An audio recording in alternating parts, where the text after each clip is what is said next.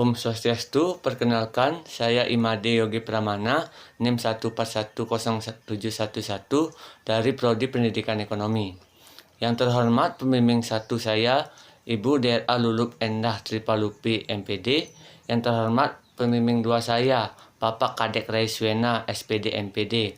Di sini saya akan mempresentasikan hasil dari penelitian saya yang berjudul Pengaruh Minat Belajar dan Aktivitas Belajar terhadap Hasil Belajar Ilmu Pengetahuan Sosial atau IPS siswa kelas 8 di SMP Negeri 3 Banjar tahun pelajaran 2019-2020. Observasi awal yang dilakukan peneliti di SMP Negeri 3 Banjar pada kelas 8, terlihat bahwa aktivitas belajar siswa ketika mengikuti mata pelajaran ilmu pengetahuan sosial atau IPS masih kurang maksimal atau kurang aktif, di mana siswa kurang berinteraksi terhadap apa materi yang diberikan oleh guru, sehingga banyak siswa yang mendapatkan hasil pelajaran tersebut kurang memuaskan. Namun selain dari aktivitas belajar, banyak faktor yang mendukung hasil belajar tersebut. Salah satunya yaitu minat belajar. Nah, di sini minat belajar cukup berpengaruh terhadap hasil belajar, dan juga di mana minat belajar akan mempengaruhi aktivitas belajar siswa dan akan bersama-sama berdampak terhadap hasil belajar siswa, di mana hasil belajar siswa tersebut kemungkinan akan semakin meningkat sesuai dengan keaktifan dan juga minat belajar siswa yang mengikuti pelajaran tersebut.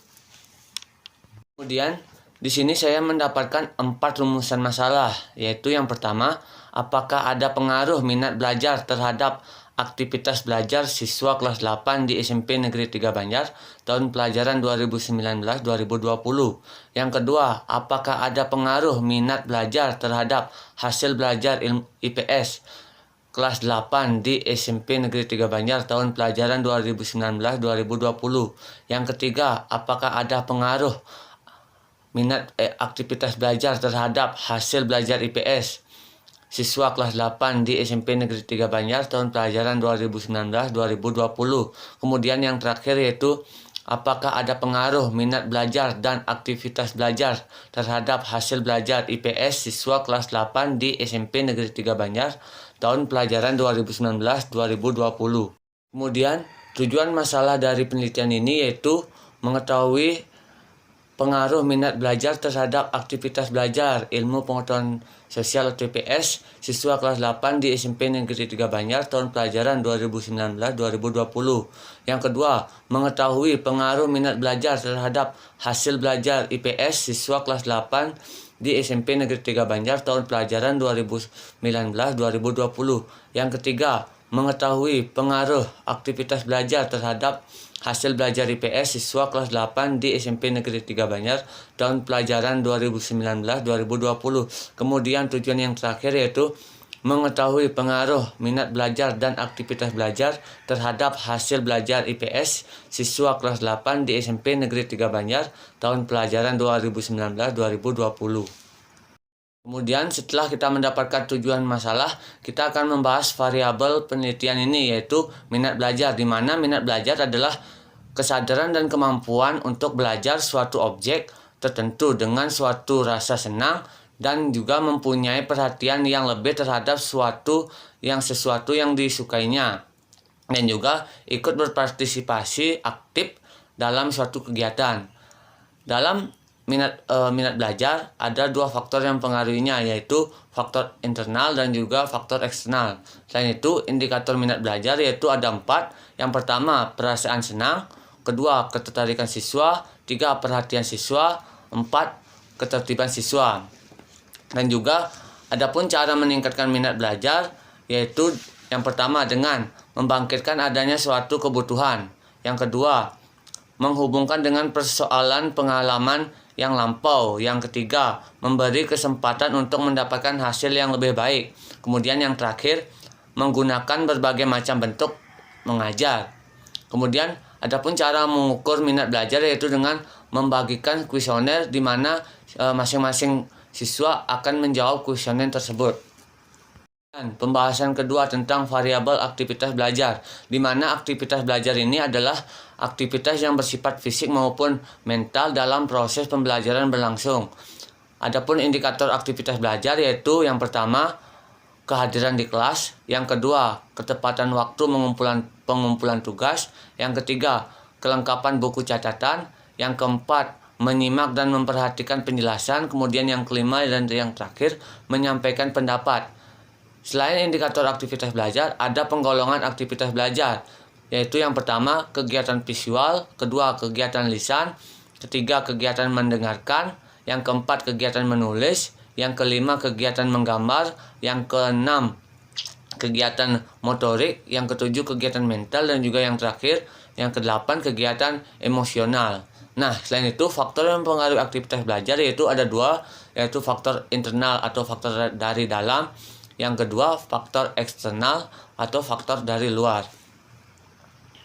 Setelah membahas dua variabel tersebut, sekarang kita akan membahas variabel terakhir yaitu hasil belajar, di mana hasil belajar merupakan kemampuan yang diperoleh siswa dari proses belajar yang meliputi aspek kognitif, afektif, dan juga psikomotoris yang diukur dari tes atau tugas yang dijawab atau juga tugas yang diselesaikan. Nah, di sini pengertian belajar yaitu suatu proses atau usaha yang dilakukan seseorang dan merupakan unsur yang sangat fundamental dalam menyelenggarakan setiap jenjang pendidikan. Adapun faktor yang mempengaruhi hasil belajar yaitu faktor internal dan juga faktor eksternal. Setelah pembahasan tentang variabel penelitian, sekarang saya akan membahas tentang kerangka penelitian. Nah, di sini kerangka penelitian itu ada X1, di mana X1 merupakan minat belajar, X2 merupakan aktivitas belajar, dan juga Y, di mana Y merupakan hasil belajar. Di sini bisa dilihat bahwa X1 mempengaruhi X2 dan juga mempengaruhi Y. Selain itu, X2 atau aktivitas belajar juga mempengaruhi Y, di mana bisa dilihat secara bersama-sama mempengaruhi Y ataupun hasil belajar.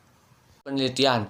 Di sini rancangan penelitian yaitu peneliti menggunakan penelitian kausalitatif, yaitu bertujuan untuk melihat pengaruh variabel terhadap objek yang diteliti lebih bersifat sebab akibat, yaitu variabel independen, di mana variabel ini yaitu minat belajar dan aktivitas belajar terhadap variabel dependen ataupun hasil belajar. Pendekatan yang digunakan dalam penelitian ini yaitu penelitian kuantitatif. Kemudian lokasi penelitian ini terletak di SMP Negeri 3 Banjar, di mana yang berletak di Kecamatan Banjar, Kabupaten Buleleng.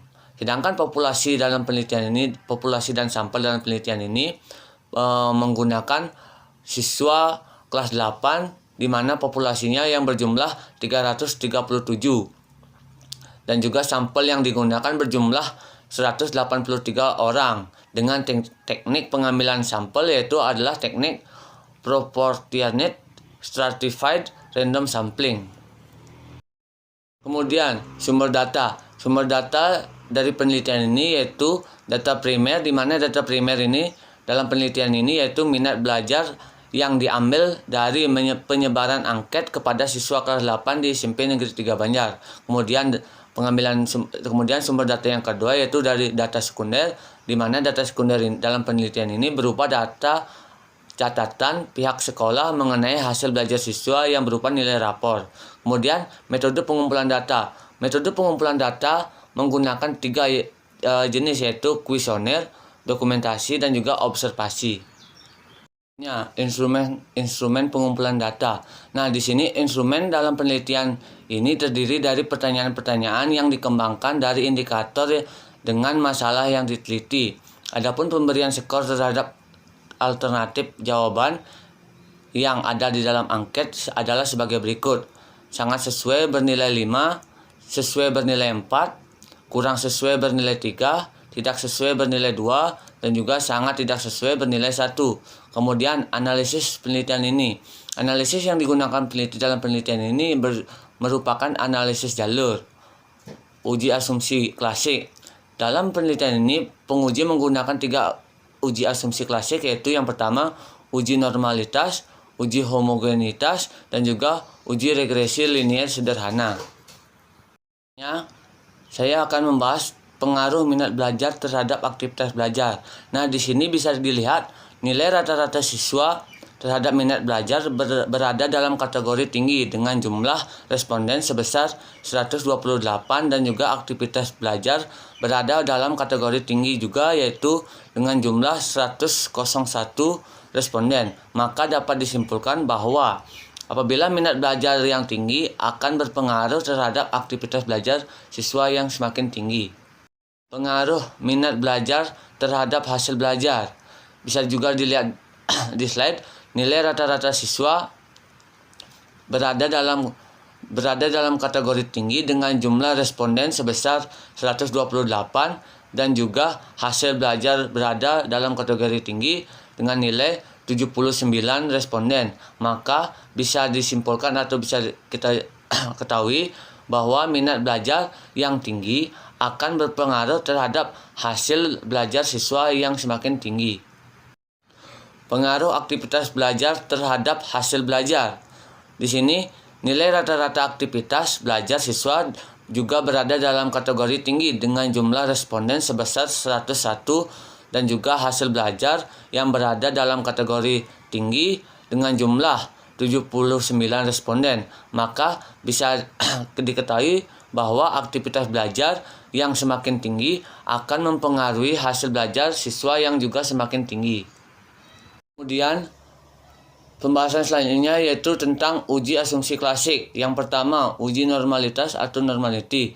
Nah, di sini bisa dilihat dari asumsi signifikan truth-tale bahwa data distribusi secara normal dengan nilai minus 0,248 untuk minat belajar dan minus 0,160 untuk hasil belajar. Nah, di mana data ini secara normal terdistribusi.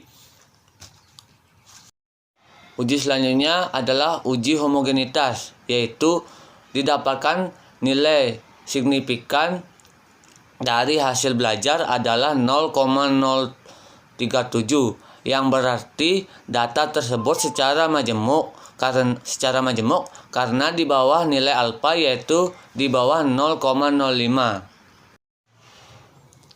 Untuk selanjutnya, setelah saya melakukan uji normalitas dan juga uji homogenitas, saya melanjutkan dengan uji regresi linier sederhana, di mana bertujuan untuk mengukur apakah ada dampak antara minat belajar dan aktivitas belajar terhadap hasil belajar IPS. Dan saya mendapatkan hasil bahwa terdapat pengaruh yang sangat signifikan antara minat belajar dan aktivitas belajar terhadap hasil belajar IPS, karena di bawah nilai alfa, yaitu di bawah nilai 0,05. Demikian presentasi yang bisa saya sampaikan. Apabila ada salah kata, saya mohon maaf. Akhir kata saya ucapkan Om Santi Santi Santi Om.